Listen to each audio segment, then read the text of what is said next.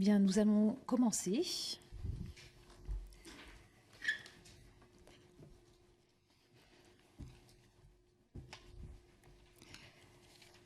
Mes chers collègues, nos travaux d'enquête sur les modalités du contrôle par l'État et de la prévention des violences dans les établissements scolaires portent sur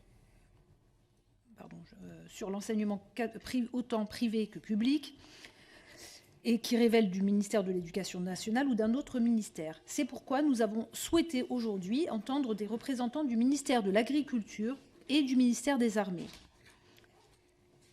Deux ministères desquels dépendent un certain nombre d'établissements. Une poignée seulement pour le second, mais plusieurs centaines, publics et privés, pour le ministère de l'Agriculture. Nous accueillons ainsi aujourd'hui, pour le ministère de l'Agriculture et de la Souveraineté alimentaire, M. Benoît Bonnemé, directeur général de l'enseignement et de la recherche, M. Emmanuel Delmotte, doyen de l'inspection de l'enseignement agricole.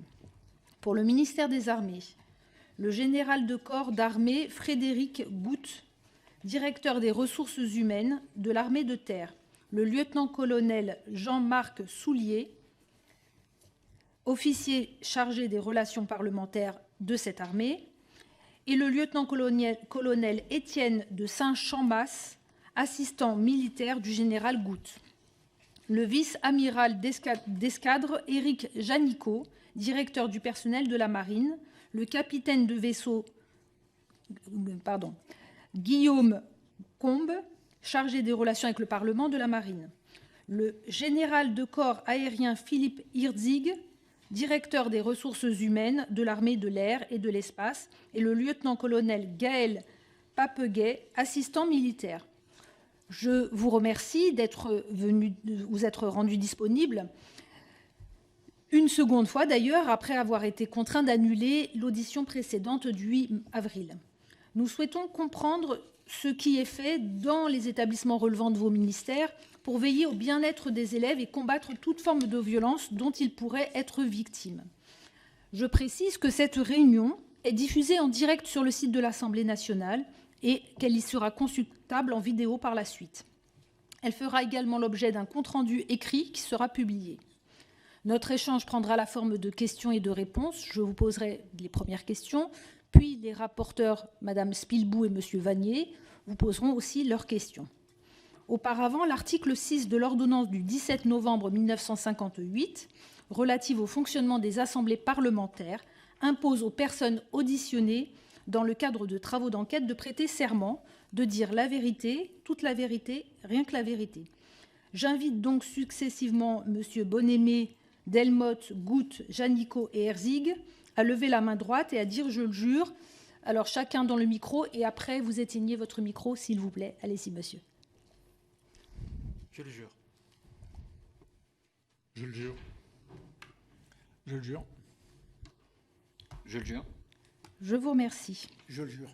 Pardon, merci beaucoup monsieur Herzig. Alors, je vous remercie. Je vais vous poser mes premières questions.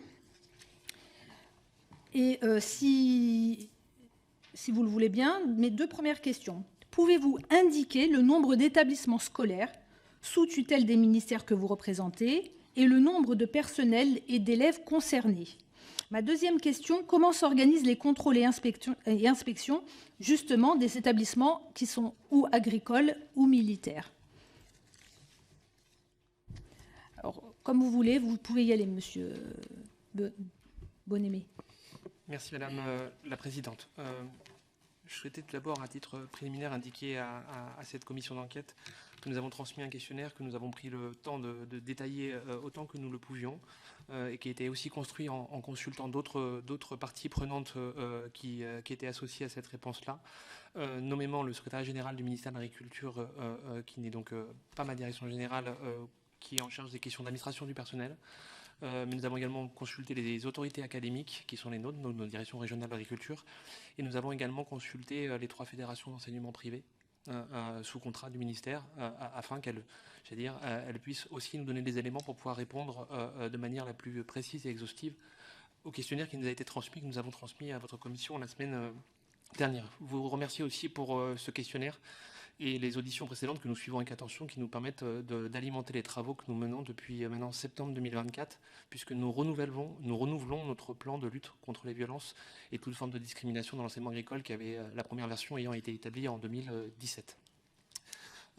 Concernant vos questions, Madame la Présidente, l'enseignement agricole forme à peu près 200 métiers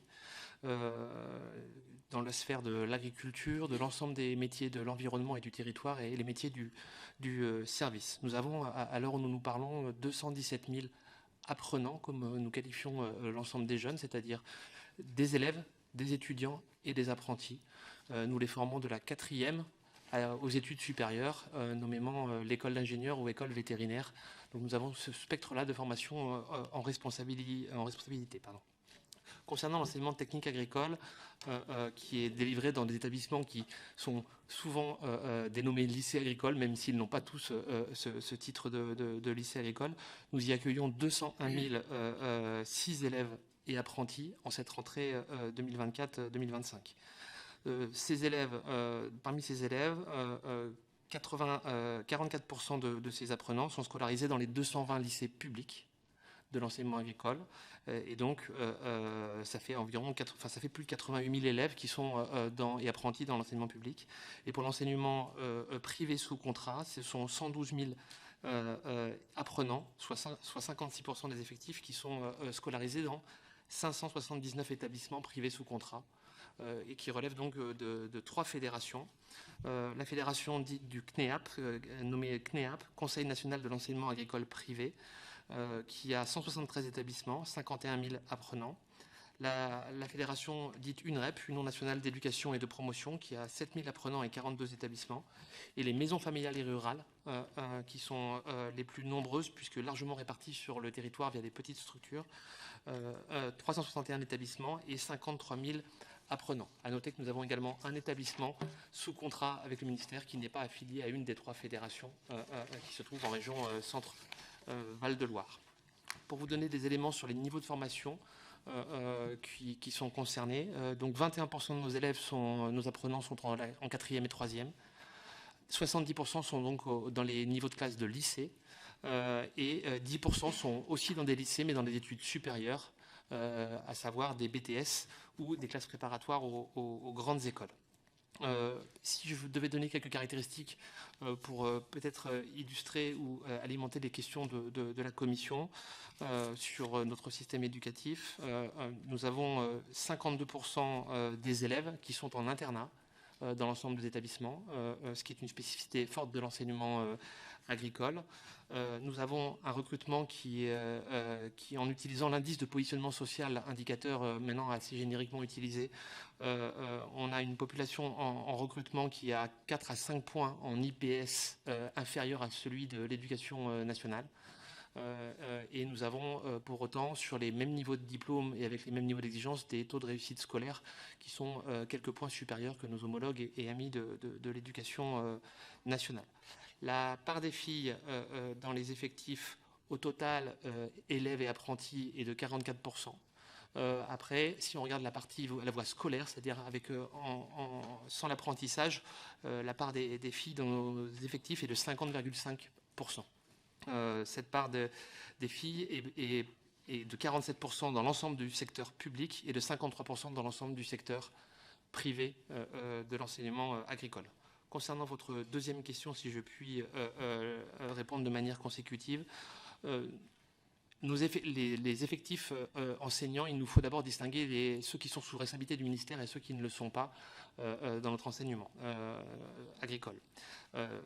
Sur le programme 143, programme de l'État, enseignement agricole technique, il porte les emplois qui sont les emplois publics ou de droit public pour les fédérations privées dites du temps plein. Donc nous avons 12 307 enseignants du public, du CNEAP et de l'UNREP, 1120 autres cadres A administratifs et 2000 agents de catégorie B et C administratifs et techniques dans l'enseignement public uniquement. Donc le décompte que je vous fournis là à la Commission et qui sont indiqués dans le questionnaire concerne encore une fois uniquement les emplois publics ou de droit public, c'est-à-dire ceux de l'enseignement public ou ceux de l'enseignement privé temps plein pour les enseignants. L'ensemble des autres catégories de personnel, ne sont pas sous un décompte ministériel et sous une responsabilité de recrutement ministériel. Pour autant, comme je l'ai indiqué dans mon propos liminaire, les fédérations ont souhaité fournir des éléments qui ont été transmis dans le questionnaire concernant l'ensemble de leur personnel, y compris ceux qui ne sont pas sous responsabilité du ministère et qui ont été précisés dans le dit questionnaire. Je signale juste que nous avons ensuite, dans l'enseignement supérieur, même si je comprends qu'il ne fait pas l'objet de cette commission, aussi 1273 enseignants publics, 750 cadres administratifs et 813 agents administratifs et techniques. Je crois avoir couvert les deux pans de questionnement, Madame la Présidente, que vous avez posés à titre liminaire. Je vous remercie. Alors, je ne sais pas qui veut prendre la parole après. Oui, allez-y, Monsieur Delmotte. Oui, Emmanuel Delmotte. Je dirige donc l'inspection de l'enseignement agricole sous l'autorité du directeur général Benoît Bonnemé. Et pour répondre à votre question sur notre organisation, l'inspection de l'enseignement agricole et donc a pour mission donc le contrôle, bien sûr, l'évaluation, mais aussi la formation, des missions aussi d'expertise, d'appui, d'accompagnement et de formation des personnels. L'inspection de l'enseignement agricole, c'est 75 inspecteurs pour les 800 établissements répartis sur l'ensemble du territoire et pour les 15 000 agents qu'a détaillé donc le directeur général. En ce qui concerne donc les contrôles à proprement parler, ce que nous faisons, c'est-à-dire que nous déclinons sur plusieurs niveaux ces missions, avec un premier temps, donc un premier item, qui est donc le suivi des établissements publics. L'ensemble des établissements publics, les 171, leurs équipes de direction, leurs finances font l'objet donc d'un contrôle systématique annuel, d'une évaluation donc annuelle. Nous avons aussi pour mission justement l'appui à ces établissements, c'est-à-dire de pouvoir, à la demande donc des autorités, diligenter donc des missions d'expertise qui sont de l'ordre de 73 à 80 chaque année. Ensuite, donc, nous avons les missions qui sont à proprement parler à destination des enseignants, du public et du privé, en tant que, par rapport à ces enseignants, vis-à-vis donc de l'État employeur, avec le contrôle pédagogique de ces enseignants, qui fait que, bon an, mal an, chaque année, 10% des enseignants de l'enseignement agricole sont visités annuellement, à des titres divers, par les inspecteurs de l'enseignement agricole, ce qui nous permet donc d'avoir une connaissance fine de ce qui se passe donc dans nos établissements. Dans nos missions aussi donc de contrôle et d'évaluation, nous mettons un accent particulier sur l'évaluation des établissements dans le cadre donc du Conseil de l'évaluation de l'école, avec 20% des établissements donc publics du CNEAP et de l'UNREP qui sont donc évalués chaque année, avec visite de l'établissement par une mission conjointe donc d'inspecteurs et de personnalités qualifiées. Et puis donc enfin au titre du contrôle de la mise en œuvre du contrat d'association, au titre de l'article L813.3 du Code rural, nous avons donc un contrôle des maisons familiales et rurales. Donc 7 ont été réalisés en 2023-2024 et 4 sont programmés pour 2024-2025. Et enfin, et j'en terminerai là, nous sommes aussi donc parfois saisis pour réaliser des enquêtes administratives à la demande donc d'autorités académiques ou du directeur général pour évaluer une situation, la caractériser ou à des fins prédisciplinaires. Je vous remercie. 4 pour ces 2 dernières années ont été conduites. Merci bien. Général Boutte, c'est à vous. Alors je m'exprime au nom évidemment de l'armée de terre. Donc l'armée de terre contient 4 lycées militaires qui sont sous notre tutelle, qui sont celui de La Flèche, de Saint-Cyr-l'École, d'Autun et d'Aix-en-Provence. Ils sont sous l'autorité de l'armée de terre et exactement du général commandant le pôle formation de l'armée de terre qui est mon subordonné direct. Cela représente un total de 3290 élèves à la rentrée de 2024. À côté de ces élèves, nous avons 273 militaires qui font l'encadrement de ces lycées militaires. 303 personnels de direction et enseignants sont détachés de l'éducation nationale. Et enfin, nous avons 175 ETP de surveillants contractuels. 2 niveaux, le niveau secondaire et le niveau post-bac. Donc, à Autun, nous avons le seul lycée qui fait le niveau du collège, C'est la particularité donc, de la 6e jusqu'à la terminale. Ensuite, les 4 lycées font à la fois lycée et CPGE.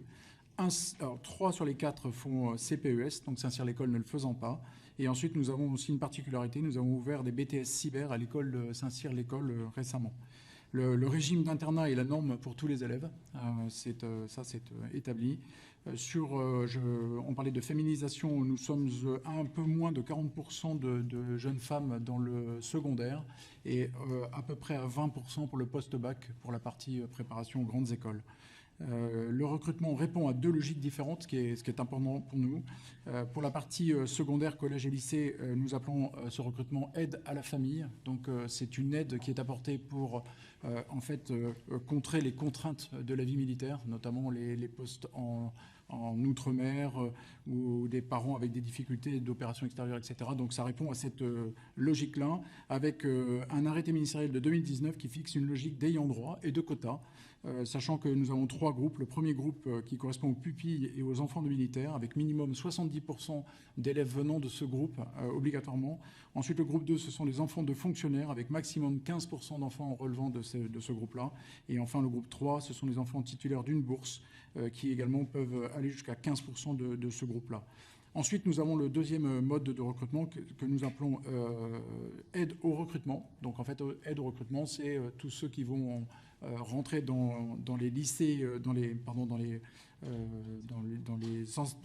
l'enseignement militaire, dans les grandes écoles militaires, pour y faire des carrières militaires. Donc là, on a les CPES, les BTS et les CPGE. Et évidemment, tout ça passe par la plateforme Parcoursup uniquement. Donc voilà pour cette première question. Donc évidemment, sur cette partie aide au recrutement, c'est le mérite scolaire qui est en premier lieu, alors que pour la première partie, vous l'avez compris, c'est plutôt l'aide à la famille et donc le fait de venir d'une famille militaire qui prime. Sur la deuxième question, le contrôle des lycées militaires est exclusivement de la responsabilité du ministère des Armées de tutelle. Il prend 2 formes. La première, c'est les inspections. L'inspection générale des armées, les états-majors de zone de défense, l'inspection de l'armée de terre. Ponctuellement également, ils peuvent faire l'objet d'un audit externe au ministère des Armées, la Cour des comptes par exemple. Je prends un exemple. Cette année, le Prytanée national militaire aura vu, sur le cycle 24-25, 8 contrôles ou inspections. 3 proviennent du pôle formation, donc qui m'est, comme je vous le disais, subordonné. Un aura été fait par l'inspection générale des armées, un autre par la Cour des comptes, un autre enfin par l'état-major de zone de défense, l'inspection de l'armée de terre, et enfin je m'y rentrerai moi, au mois de mai dans le cadre de mes fonctions. Vous voyez que en fait ils sont quand même très regardés. On avait pensé à un moment les regarder un peu moins, mais en fait on se dit que notamment la lutte contre toutes les violences doit être aujourd'hui regardée de très près, et donc on continue à avoir ce regard très régulier sur l'ensemble de nos lycées. Je vous remercie. Nous passons au vice-amiral Janicot. Oui, si vous permettez, je ne reviendrai pas sur les modalités de recrutement qui sont les mêmes pour l'ensemble des lycées de lycée défense. Je m'appesantirai sur les particularités du lycée naval, qui est l'unique lycée qui dépend de la marine. Juste un petit rappel, on a une particularité, c'est qu'en fait, notre structure est organisée avec un proviseur du lycée, mais au-dessus du proviseur du lycée, on a également un chef de corps. Donc en fait, on a une forme de, même si c'est bien sous la responsabilité du ministère des Armées, on a une forme de double tutelle qui fait que la relation entre le ministère des Armées et la relation avec le ministère de l'Éducation nationale est assurée par cette double tête. Par ailleurs, la particularité du lycée naval est qu'il n'est pas isolé. Il est au sein d'un campus marine au sein duquel on a également l'école de Mestrance, l'école des Mousses, d'autres écoles. Et donc le lycée naval bénéficie aussi d'inspections qui viennent scruter les autres structures qui sont sur ce même campus. Le lycée naval, avec en quelques chiffres, ce sont 400 élèves, dont 60 en demi-pension, puisque la particularité de la marine est qu'on est très focalisé sur des gros sites, et Brest étant un site sur lequel on a pas mal de marins. On a une 60aine de jeunes qui sont demi-pensionnaires. Dans le secondaire, en revanche, en prépa, tout est en internat. On a donc, en termes d'encadrement, on a 27 encadrants militaires, on a une vingtaine de surveillants, et 39 détachés du ministère de l'Éducation nationale et de la jeunesse qui sont donc majoritairement des professeurs qui délivrent les cours dans nos établissements. En complément donc sur les enquêtes, on a le même système d'enquête que celui de l'armée de terre. À titre d'illustration, pour 2024, depuis 2024, le lycée naval a été auditionné par l'inspecteur de la Marine nationale dans le cadre du plan Excellence comportementale, qui est un plan ministériel qui a été mis en place depuis 2018, avec un certain nombre d'items qui sont vérifiés par chaque inspection d'armée pour pouvoir s'assurer que année après année, puisque cette inspection a lieu année après année, il n'y a pas de dérive ou il n'y a pas d'écart constaté. Dans le cadre de la lutte contre les violences sexuelles et sexistes, le lycée naval a également été auditionné par l'inspection générale de l'armée de terre, l'inspecteur général de l'armée de terre, donc un croisement, avec un regard un peu différent de notre propre regard interne marine. Nous avons également fait l'objet d'un audit de la Cour des comptes, également axé sur les VSS, et comme pour l'armée de terre, on réalise tous les 2 ans des inspections générales de l'ensemble sur lequel s'appuie le lycée naval, et donc dont bénéficie également le lycée naval, qui a donc eu lieu cette année. Je vous remercie, Général Iritz, pour l'armée de l'air. Et de l'espace. Bonjour, Et de l'espace. Alors, moi, j'ai également un seul établissement scolaire, qui est l'établissement de l'école des pupilles de l'air de Grenoble, qui a également la double vocation d'aide à la famille, avec une vocation sociale qui est extrêmement marquée, puisqu'on a dans le secondaire 20% de boursiers, 51 orphelins, 2 pupilles de la nation, et puis l'aide au recrutement dont ont parlé mes camarades. L'établissement compte 766 élèves, 250 au collège, 390 au lycée, 126 étudiants en classe préparatoire, dont 18 en CPES, qui est la classe intermédiaire entre la terminale et les classes préparatoires, avec une offre de formation qui est principalement généraliste, 80% en bac généraliste, toute spécialité, mais également 10% en bac technologique STMG et 10% en bac professionnel. Donc on couvre tous les champs, ce qui fait de notre établissement une cité scolaire complète, avec le bac professionnel tourné vers les métiers de la sécurité. Pour faire fonctionner cet établissement, 140 personnels militaires, dont 60 qui sont plus spécifiquement tournés vers la mission d'encadrement de proximité. Et j'intègre l'ensemble des moniteurs, dont ceux de sport, puisqu'il y a une vocation sportive marquée également dans cet établissement. Et 90 personnels civils, dont 66 enseignants de l'éducation nationale. J'intègre évidemment dans ces personnels civils les CPE, les adjoints, les laborantins et les techniciens.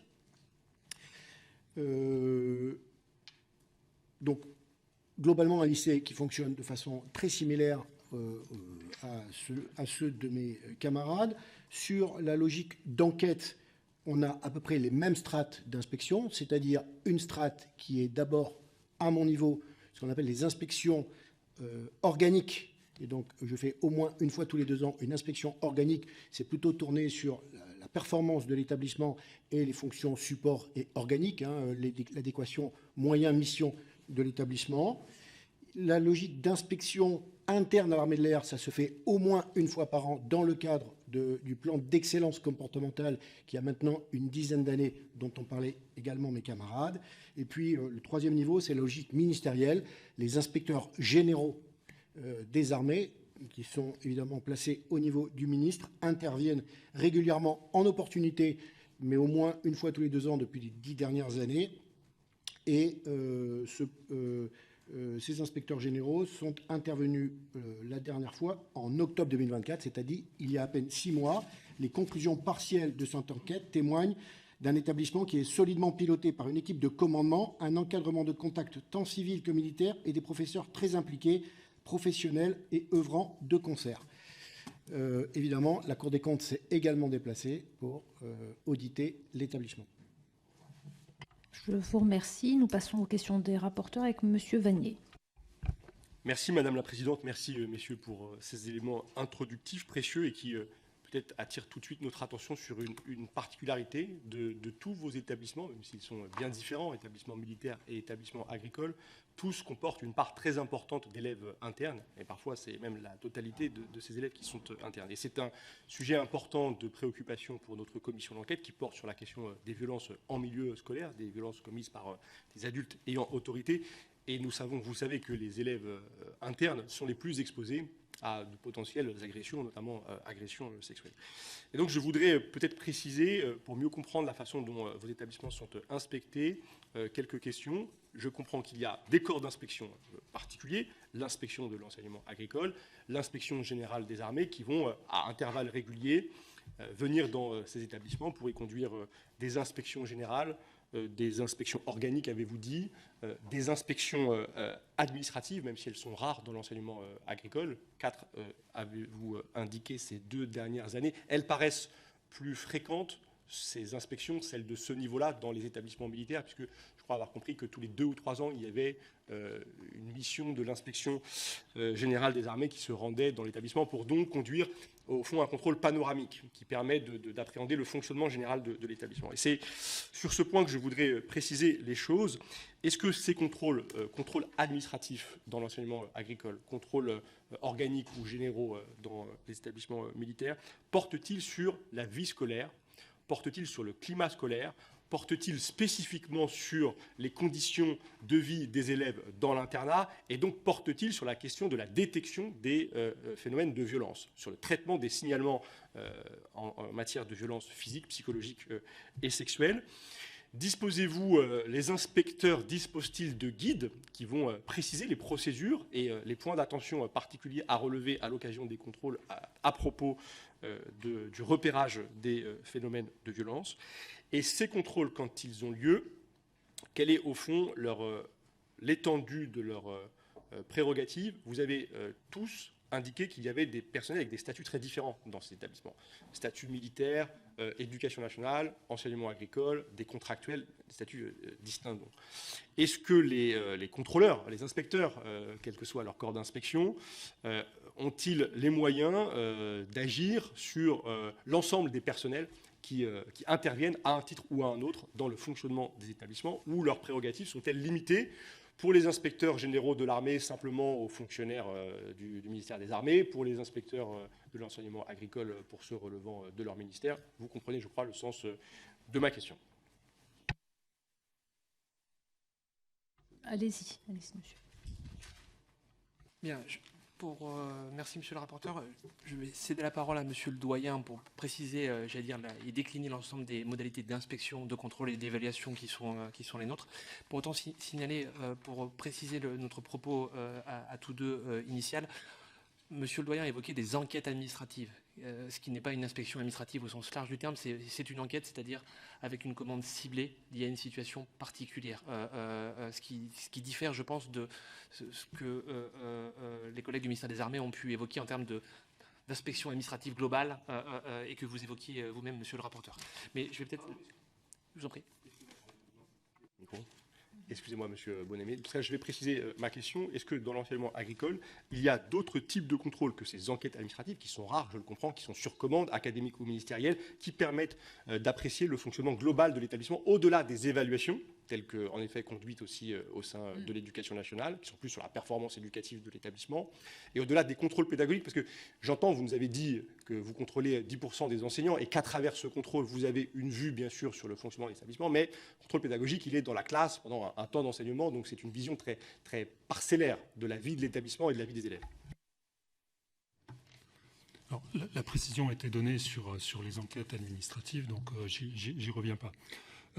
Ce qu'il faut voir, c'est que nous organisons donc des missions d'évaluation, et dans ces missions d'évaluation, il y a systématiquement la visite de l'établissement et des internats. Et à cette occasion, donc, il y a des entretiens avec les CPE, voire avec les élèves, de telle sorte que si nous étions en mesure de détecter quelques anomalies que ce soit, ou les signaux faibles, comme on dit, on peut ensuite diligenter, si besoin est, une mission d'inspection plus approfondie. Ça, c'est un premier point. Ensuite, donc, quand on parle donc d'appui aux établissements, il y a aussi tout ce qui va concerner les demandes des autorités académiques, que ce soit les chefs d'établissement ou les directeurs régionaux de l'alimentation, de l'agriculture et de la forêt, qui, à des titres divers, vont nous demander d'intervenir parce qu'il y a un sujet au sein d'un établissement qui concerne spécifiquement donc, la vie scolaire. Et dans ce cas-là, donc, nous faisons une mission donc, pour évaluer la situation, éventuellement faire des recommandations, proposer telle ou telle mesure au sein donc, des établissements.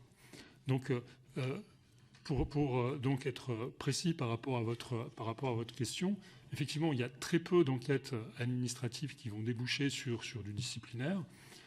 Pour autant, comme je le disais, on a bien aux alentours de 70 à 80 missions par an qui correspondent donc à des missions d'appui, d'évaluation au sein des établissements.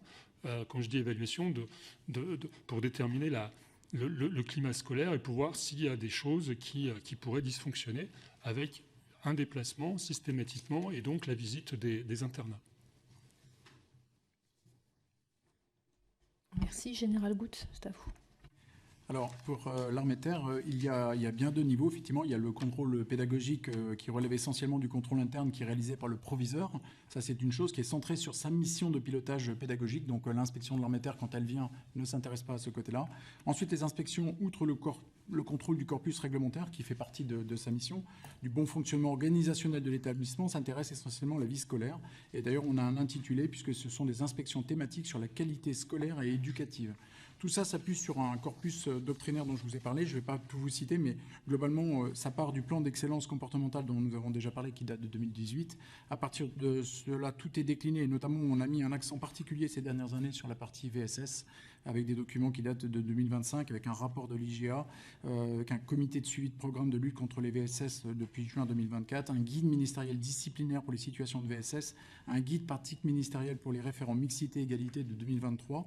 Ensuite, nous, au niveau armée de terre, c'est parce que toute la partie, notamment qui est discipline, relève du cabinet du CEMAT, donc il y a un guide relatif à la discipline.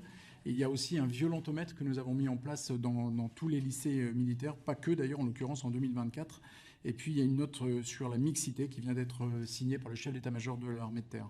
Ensuite, moi, je décline évidemment toutes ces directives à mon niveau, au niveau de la DRHAT. Et dans chaque lycée, en fait, il y a un plan d'action des chefs de corps. Comme l'a dit mon camarade tout à l'heure, le chef de corps est placé au-dessus pour l'application de la discipline au sein de son lycée, plus une note sur la prévention et la lutte contre le harcèlement au milieu scolaire et un guide du chef de section avec des fiches réflexes. Notamment, tous les encadrants, avant d'intégrer ces lycées militaires, passent par une formation spécifique pour leur donner un peu tous les codes et tous les contours de ce qu'est la pratique de l'enseignement dans un lycée militaire. Comment fonctionnent les inspections de l'armée de terre? Donc, elles fonctionnent notamment à base de tables rondes. Donc, il y a des tables rondes qui sont faites donc, tous les ans, hein, avec tous les niveaux scolaires. Hein, on les passe tous. Une inspection dans l'armée de terre, ça dure 4 demi-journées. Donc, ça permet vraiment d'aller voir ce qui se passe. Ça permet vraiment, au bout d'un moment, d'aller bousculer ceux qui voudraient ne rien dire. Et on apprend beaucoup de choses. Ces tables rondes, donc, à chaque niveau, rentrent évidemment sur tous ces aspects de violence. Ils sont abordés, évidemment. Ensuite, l'inspection, quand elle a terminé son travail, formule un certain nombre de recommandations. Ces recommandations sont écrites. Et ensuite, moi, en tant que DRH de l'armée de terre, j'ai 6 mois pour répondre à ces recommandations. Très concrètement, on se parle beaucoup ici, puisque moi, je mandate l'inspection de l'armée de terre. Je suis ancien général inspecteur de l'armée de terre. Donc, j'ai vu les deux aspects. En fait, l'an dernier, je voyais du côté de l'inspection, avec toutes les problématiques sensibles, puisque évidemment toutes les problématiques de violence en internat, comme vous l'avez précisé, sont sensibles. Il est beaucoup plus difficile de savoir ce qui se passe en dehors, évidemment, des horaires scolaires que pendant toutes les soirées, voire les week-ends, puisqu'on a un certain nombre d'élèves qui peuvent aussi rester les week-ends. Donc c'est tous ces aspects-là que nous essayons de regarder au plus près. Et évidemment, c'est tout l'encadrement de contact qui est directement, qui s'applique à ça. Nous avons également un autre niveau Lorsque nous apercevons qu'il y a un dysfonctionnement ou un problème de discipline ou un problème de violence, nous avons la possibilité d'avoir des enquêtes de commandement. Alors ces enquêtes de commandement, elles sont à plusieurs niveaux.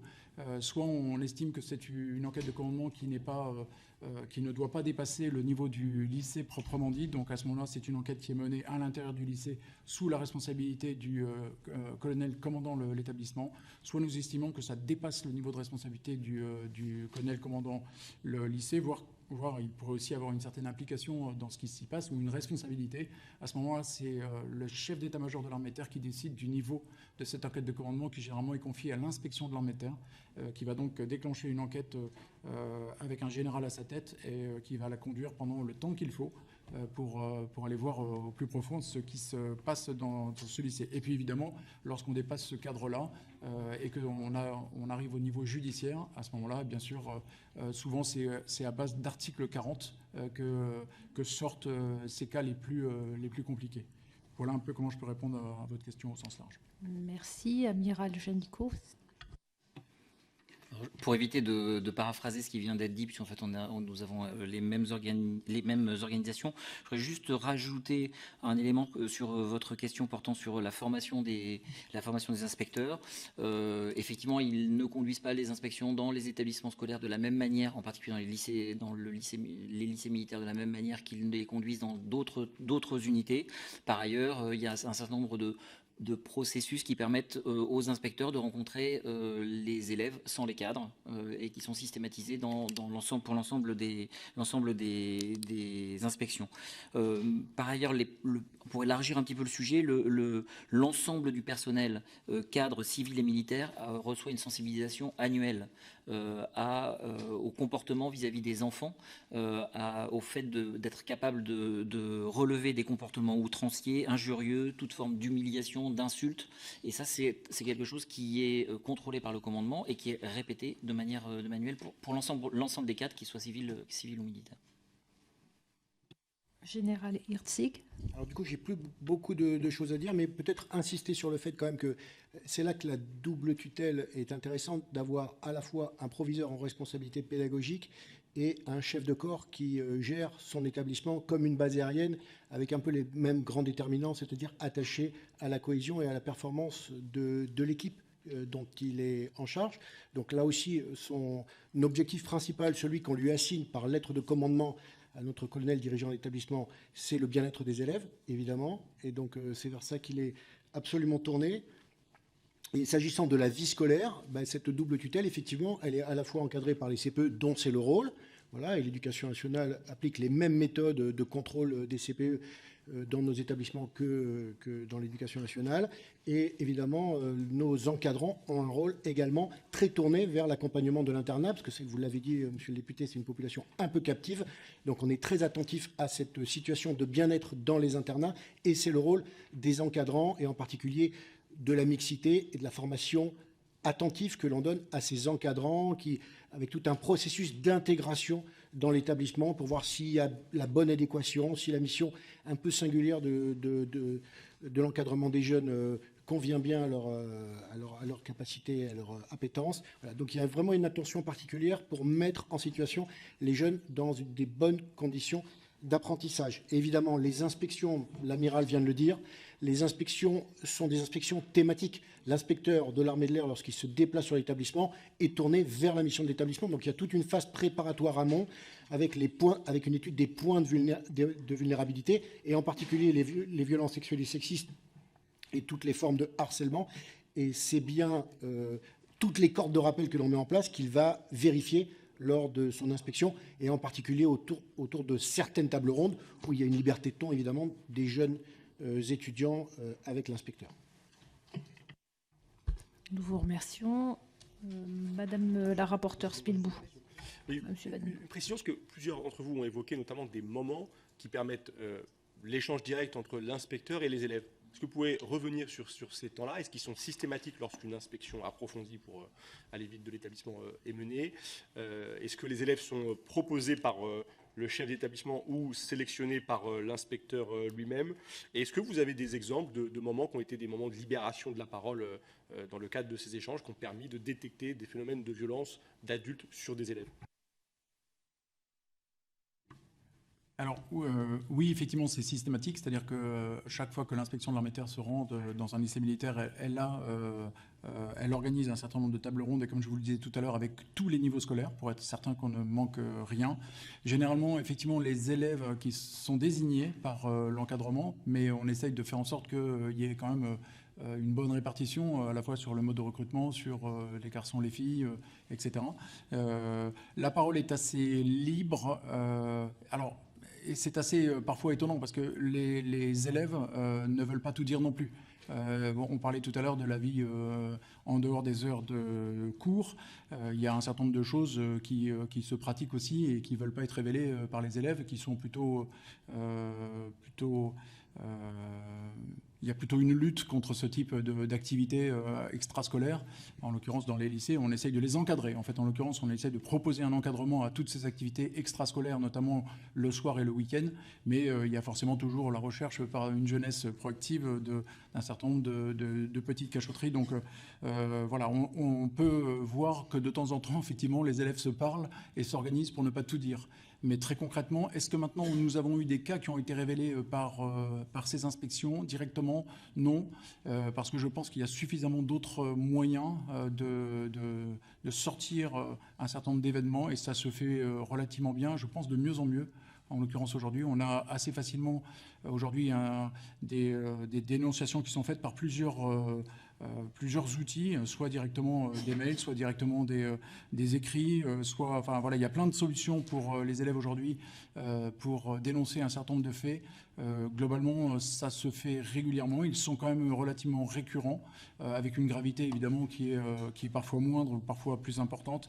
Nous appliquons une tolérance zéro, notamment depuis que nous avons mis en avant toute la partie violence sexuelle sexiste et harcèlement. Donc là, il y a tolérance zéro, c'est-à-dire que nous sommes très durs sur les sanctions qui sont appliquées sur les élèves, tellement durs que nous avons souvent régulièrement des parents qui montent au niveau justice les affaires qui sont les leurs, parce qu'ils n'acceptent pas la gravité avec laquelle nous abordons ces problématiques de lutte contre les violences. Madame la rapporteure, c'est à vous. Oui, merci.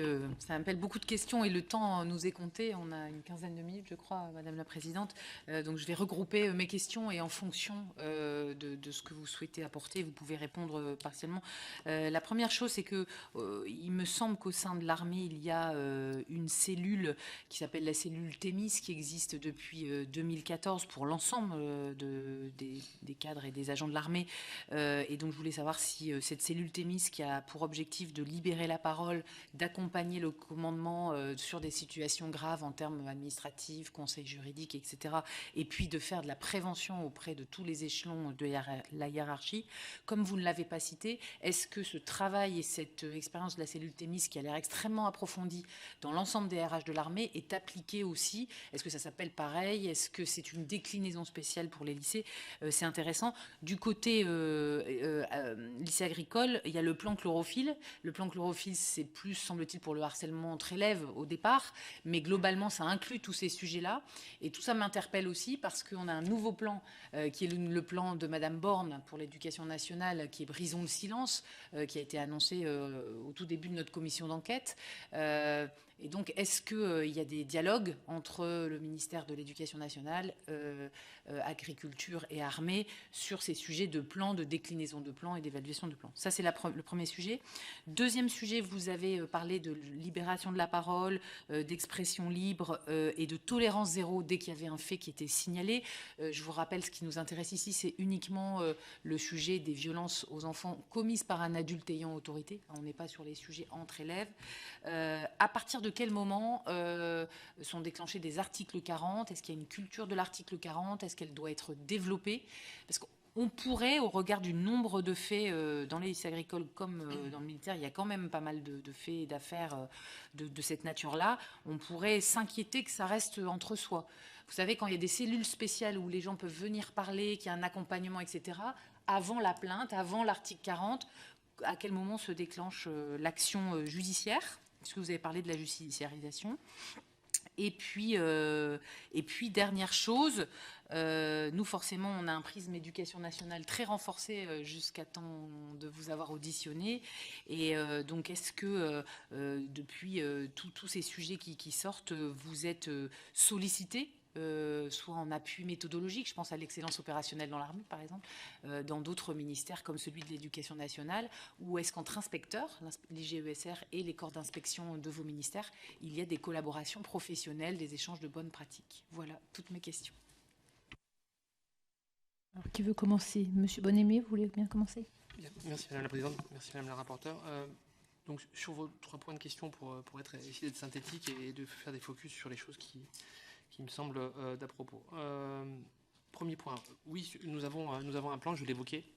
Nous avons mené en 2015 déjà, sur la base d'un référentiel européen, avec l'appui de l'Observatoire européen sur les violences, vraiment un mécanisme d'évaluation et d'enquête nationale sur l'ensemble de nos établissements. Mécanisme qui nous a permis de créer en 2017 un plan de lutte contre les discriminations et toute forme de violence dans l'enseignement agricole. Ce plan a été mis en œuvre donc depuis 2017 avec toute une série d'actions qui recouvrent bien des questionnements ou des points que vous avez pu évoquer depuis le début de cette audition, comme dans les auditions précédentes avec d'autres personnes auditionnées qui relèvent de la formation des enseignants, de travaux spécifiques liés à l'accompagnement des internats. Voilà, c'est un plan que nous avons détaillé dans le questionnaire et sur lequel je peux revenir si vous le souhaitez. Et le point phare de ce plan-là était d'abord d'avoir une observation complète, assez exhaustive, robuste d'un point de vue échantillonnage, y compris avec des moments de libération de la parole et à l'écoute des jeunes sur les phénomènes de violence dans l'enseignement agricole. Cette enquête-là, nous la renouvelons donc de manière quinquennale. Donc en 2022, nous avons réalisé une nouvelle enquête sur l'ensemble des dominantes du climat scolaire, dont les questions de violence dans l'enseignement agricole. Et cette enquête, pour bien comprendre le mécanisme, cette enquête globale concerne autant les jeunes que les personnels. Tout le monde est questionné et des moments d'expression et accompagnés sont faits pour que les jeunes puissent, en respectant évidemment la confidentialité, puissent s'exprimer et donner des éléments. Ça ne donne pas signalement de faits, mais par contre, ça nous donne des grands indicateurs macro pour savoir si les phénomènes de violence et la nature des violences, comment ils évoluent dans l'enseignement agricole. L'ensemble des données sur ces résultats nationaux vous ont été transmis dans le questionnaire d'enquête. Chaque violence est une violence de trop. Pour autant, les indicateurs entre 2022 et 2017 montrent une forme de contenu des principaux indicateurs, sauf sur les mécanismes liés plutôt au cyberharcèlement, qui, eux, de fait, sont à la hausse dans l'enquête quinquennale. Deuxième point, cette étude-là, que nous menons de manière assez exhaustive, elle est chaque année faite par les autorités académiques au service des établissements volontaires. Et donc, chaque établissement a la possibilité, et de nombreux s'en saisissent, de faire cette évaluation-là. Et sur la base des retours de l'évaluation, identifier s'il y a des signaux, et là, ils ne sont plus des signaux faibles, mais des signaux évidents, de mécanismes de violence qui se mettent en place dans l'établissement. Et à ce moment-là, ouvrir des actions spécifiques d'amélioration continue pour pouvoir traiter ces cas-là, voire permettre la libération de la parole. Je ferai le lien avec cette question de la libération de la parole que vous avez évoquée, mesdames et messieurs les rapporteurs. Nous sommes dotés de dispositifs spécifiques de libération de la parole. Le premier point que je voudrais signaler, c'est la médiation entre pairs. Nous avons une pratique de la médiation entre pairs pour que les jeunes entre eux entretiennent une capacité à discuter et à libérer la parole et à écouter ensemble. Nous avons un mécanisme qui s'appelle Sentinelle et référent, qui est présent dans de très nombreux établissements, qui permet aussi d'accompagner cette libération de la parole des jeunes. Nous travaillons également avec des associations reconnues et nous avons un partenariat très consolidé avec le 3018 et depuis quelques années, je sais que la présidente l'a évoqué lors de son audition avec le 119 aussi, au-delà des questions d'affichage, mais aussi des questions de comment ces mécanismes-là de saisine directe sont mis en avant et comment surtout après l'information qui est collectée peut être réinjectée dans le système pour que ces cas soient suivis. Ce qui est un élément déterminant pour nous. Et puis enfin, on a aussi toute une série de mécanismes qui permettent de chanter toute forme d'obstacles à la libération de la parole, dont je voudrais en citer un, la médiation de l'enseignement agricole, qui peut être saisie par tout enfant ou famille s'ils s'estiment peu ou pas écoutés sur l'ensemble de la chaîne qui existe. Ça existe également à l'éducation nationale. Et pour vous donner un exemple, sur l'ensemble des saisines qui ont été adressées par les familles à notre médiatrice en 2024, 21 saisines faisaient état de sujets qui étaient des violences présumées ou ressenties comme telles et qui amenaient à une saisine de la médiation. Ce qui veut dire que ce sont des familles principalement qui pouvaient penser que leur sujet n'avait pas été traité correctement, ce que je ne peux pas préjuger. Mais par contre, voilà. Donc en fait, on a essayé d'instaurer toute une série de mécanismes qui permettent d'éviter toute forme d'entrave à la libération de la parole depuis le jeune lui-même, sa famille et puis évidemment l'établissement. Le dernier point que je voudrais signaler sur l'ensemble des questions qui sont les vôtres, c'est que, pour le coup, y compris en répondant aux questionnaires d'enquête, oui, nous allons travailler sur un nouveau plan. Oui, nous avons été contactés, nous collaborons et nous travaillons avec l'Éducation nationale sur le plan qu'a annoncé Madame Borne, brisons le silence. Au moins deux grandes dispositions de ce plan seront intégrées dans le plan de l'enseignement agricole, dont une partie des documents est présente sur chlorophylle, comme vous l'évoquiez, Madame la rapporteure. Notamment un décret qui étend aux questions de climat scolaire les points de contrôle, et pour l'enseignement privé sous contrat à l'évidence aussi, et une mesure qui vise à accroître le taux de contrôle par rapport aux données que M. le doyen a pu indiquer au début, notamment pour l'enseignement privé sous contrat dit maison familiale et rurale notamment, puisqu'il ne bénéficie pas des vagues d'évaluation qui nous permettent d'identifier les signaux, qui nous permettent de diligenter les inspections en second rang. Donc on va monter en puissance sur ce mécanisme-là. Nous avions été concertés en amont. Nous sommes en train de travailler avec eux sur les décrets qui sont actuellement au Conseil d'État, si je suis bien informé, pour que l'enseignement agricole dispose des mêmes, de l'ensemble des mêmes prérogatives modifiées sur ce point-là. Merci, juste une précision. Et le déploiement de faits établissements, c'était déjà le cas ou ça va être fait? Sur le déplacement de faits établissements, alors aujourd'hui nous avons un système qui est équivalent de faits établissements et qui fonctionne que sur le harcèlement, et il est national, intégré, systématique par tous les échelons privés, publics, autorités académiques. Il est sur le harcèlement, cyberharcèlement, en place depuis septembre 2024. L'ensemble des données vous ont été fournies. Premier point. Deuxième point, sur le fait harcèlement, pour des raisons de système d'information, nous n'avons pas fait établissement, nous n'avons pas le même système d'information socle que l'éducation nationale, et donc nous n'avons pas le même applicatif.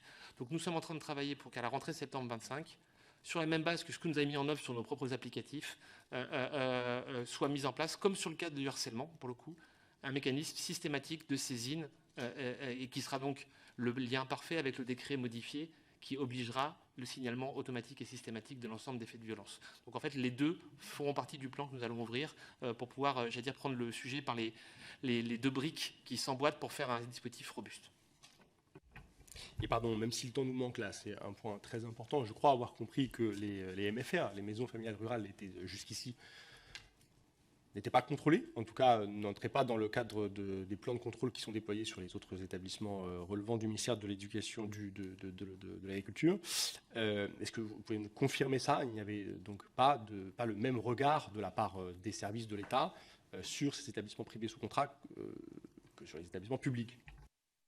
Il y a en effet, en fonction des spécificités, y compris par l'encadrement par la loi, de ce qui est prévu par la loi, il n'y avait pas le même type et niveau de contrôle entre l'enseignement public, l'enseignement privé temps plein, donc le CNEA appelle l'UNREP principalement, et les maisons familiales et rurales. Donc c'est une déclinaison législative du mécanisme qui est alors aujourd'hui en place. Le décret modifiera la partie signalement tout au moins. Et dans le plan que nous allons proposer, et en cohérence avec ce qu'a proposé Madame la ministre Borne, nous allons nous doter on va renforcer le corps d'inspection en emploi également pour pouvoir augmenter le taux de contrôle. Ce n'est pas qu'il n'y a pas de contrôle aujourd'hui au ministère fédéral, c'est qu'il y a un taux de contrôle qui est plus bas. Et donc nous allons faire augmenter ce taux de contrôle-là dans le plan qui est à venir en renforçant les services d'inspection. Est-ce que vous pouvez donner le taux de contrôle dans les établissements publics et dans les MFR pour comprendre la différence de situation? Sachant que nous considérons sur l'ensemble du contrôle, l'ensemble du spectre, depuis évaluation, contrôle, individuel, collectif, c'est-à-dire nous avons une vision, étagée du mécanisme, comme le signalait M. le doyen, mais je laisse M. le doyen donner les éléments chiffrés que nous avons mis dans la réponse de questionnaire. Sur les maisons familiales et rurales, cette année scolaire, donc, nous en sommes à 4 contrôles. Alors que sur les établissements, que ce soit publics et privés, hors maison familiale et rurale, on tourne aux alentours de 20%. Sur 361. Voilà. L'objectif sera, comme le disait le directeur général, de pouvoir aller sur 40% sur les 2 prochaines années. Merci. Général Gout, c'est à vous. Je propose de vous répondre sur la question que vous avez posée sur la culture de l'article 40, c'est l'expression que vous avez utilisée. Alors oui, je pense que l'on peut dire que dans l'armée de terre et dans les armées, la culture de l'article 40 est bien en place maintenant, avec un objectif de transparence totale, en l'occurrence. Bien sûr, la base, c'est le respect du droit et de la réglementation militaire. Pour vous donner un exemple, chaque lycée militaire a son propre règlement militaire, et depuis 2 ans, nous avons mis en place des lettres que nous envoyons à la fois aux parents et aux élèves pour leur faire prendre en compte un engagement sur le comportement qu'ils doivent avoir dans les lycées. Ce qui nous permet d'ailleurs, lorsqu'il y a une procédure disciplinaire qui est mise en marche, de revenir sur cet engagement qui avait été pris initialement et qui évidemment relève du règlement militaire propre à chaque lycée. Nous engageons également les familles à porter plainte lorsqu'il y a ne pas se contenter de l'article 40, mais les familles portent plainte, notamment pour les élèves mineurs dans nos lycées, puisque ce sont les parents qui sont en charge de cette affaire-là. Et puis, comme je vous l'ai dit tout à l'heure, quand l'article 40, c'est une chose, mais souvent, quand le fait de violence est suffisamment grave, nous déclenchons une enquête de commandement interne, et évidemment avec vraiment l'idée d'appliquer une tolérance zéro. Cette année, on a exclu pas mal d'élèves dans les lycées militaires. Alors pas tant que ça, mais on en a exclu. Et comme je vous le disais tout à l'heure, certains parents sont allés sont allés au tribunal administratif pour contester nos choix.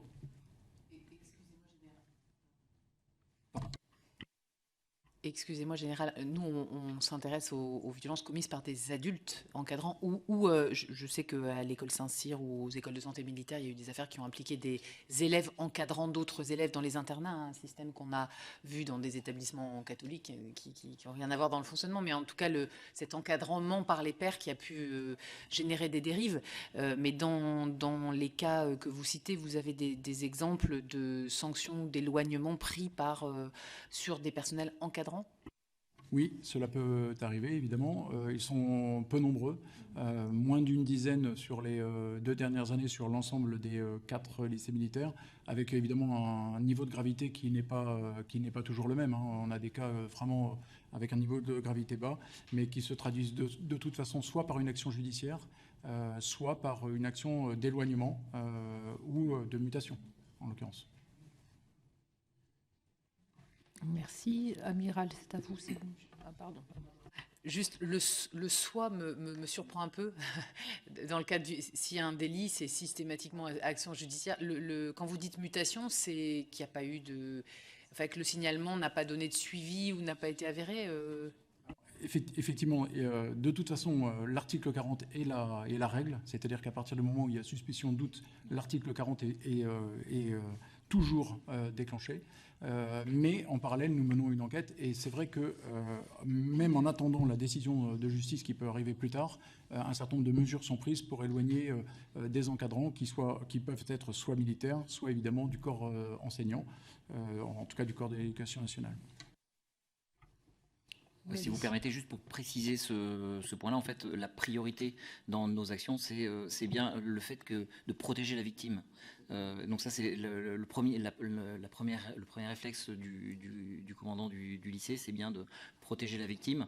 Et évidemment, l'article 40 aujourd'hui est complètement un acte réflexe lorsqu'on est confronté à ce type d'événement. Le général parlait d'une dizaine d'événements sur les 2 dernières années. Pour moi, dans mon lycée naval, ce sont 2 événements qui conduisent donc systématiquement à on s'assure que la victime soit protégée, on s'assure qu'on prend en compte la victime sur le plan psychologique, on réalise un accompagnement, on prévient, les parents sont évidemment prévenus, et on envisage évidemment la suspension de l'auteur présumé. Puis ensuite les enquêtes se poursuivent. Juste sur Thémis, pour... Alors sur Thémis, en fait, le rôle de la cellule Thémis en fait a été renforcé depuis le mois de mars 2024. Donc la cellule Thémis telle que vous l'avez décrite continue bien évidemment d'exister, avec un rôle renforcé sur le contrôle et la vérification de l'application par l'ensemble des armées et services des textes qui ont été publiés successivement depuis globalement 2018, mais en masse depuis 2023, pour vérifier qu'on applique bien les procédures, et chaque fois qu'on n'applique pas une procédure, on est sommé de s'expliquer devant Thémis. Thémis est également un point de contact privilégié. Enfin, c'est un point de contact parmi d'autres pour une victime, pour pouvoir contacter directement quelqu'un. Si une victime peut ne pas se sentir à l'aise avec son encadrement de proximité, eh ben, elle peut contacter Thémis directement, et ensuite c'est Thémis qui nous retransmet les informations, et on prend les informations à bon niveau dans notre périmètre. C'est ce qui vient d'être dit. Moi, j'ai pas à ma connaissance d'affaires qui vient de Thémis, d'un signalement de Thémis, sur les lycées militaires, hein, bien entendu. Et peut-être pour la dernière partie de ma question, les collaborations ou les échanges d'expertise ou de bonnes pratiques avec l'IGESR ou sur le plan Brisons le silence, voilà les passerelles. Je prends la partie de la question, mais je complète les éléments de mes camarades. Évidemment, je souscris à tout ce qui vient d'être dit, et en particulier sur la progression de Thémis qui avait été mis en place par M. Le Drian, mais qui n'a fait que monter en puissance, et dont le rôle a été renforcé par notre ministre actuel. Donc c'est vraiment un dispositif très complet qui couvre tout le champ des agressions, y compris donc dans nos écoles. J'insiste quand même sur le rôle des autres capteurs. Thémis n'est pas le seul capteur, on a plein d'autres capteurs, y compris terrain, en particulier avec des référents mixité-égalité qui sont en capacité localement dans nos écoles de faire état de dysfonctionnement. Par ailleurs, on a un turnover important au niveau de l'encadrement. Un chef de corps ne reste pas plus de 2 ans dans nos écoles, donc il est quand même difficile de planquer des mauvaises affaires longtemps dans nos écoles. Donc cette logique de turnover, elle est quand même rassurante. Il n'y a pas de personnalisation du pouvoir localement dans nos établissements. L'article 40, évidemment. Donc, sur le cas particulier de l'école des pupilles de l'air, un cas signalé sur le 22-23 avec un comportement inapproprié d'un encadrant, où la parole s'est évidemment libérée. L'encadrant a été sorti de l'école, sanctionné de 30 jours d'arrêt, et son contrat a été rompu. L'affaire a été judiciarisée par un article 40. L'affaire est en cours de traitement. Et c'est pour ça qu'on parle aujourd'hui d'atteinte sexuelle, parce que la faute n'a pas été caractérisée au niveau pénal. Pour autant, le soldat n'est plus militaire aujourd'hui. Et puis sur les échanges, eh bien, à ce stade, on n'a pas, nous, de descente d'informations à proprement parler jusqu'au DRH. Je pense que, alors je ne sais pas où ça en est dans la strate de discussion ministérielle, puisqu'on a un délégué à la jeunesse qui s'occupe de l'ensemble, un directeur de la jeunesse, pardon, qui s'occupe de l'ensemble des politiques transverses de jeunesse, et qui normalement est l'interlocuteur privilégié de l'Éducation nationale sur la déclinaison des affaires. Mais je rejoins ce qu'a dit le directeur général, c'est-à-dire qu'on n'a pas les mêmes applicatifs par ailleurs, et donc par exemple les faits établissements n'existent pas dans nos établissements. On a d'autres moyens, comme je viens de vous l'expliquer, de remonter d'informations. Par ailleurs, les échanges entre inspecteurs généraux sont courants, sans pour autant pouvoir vous dire aujourd'hui qu'ils ont été réalisés sur ce champ particulier. Voilà. Bien, je vous remercie, nous vous remercions. Nous allons arrêter là puisque nous avons une autre audition juste après. Merci d'être venu jusqu'à nous.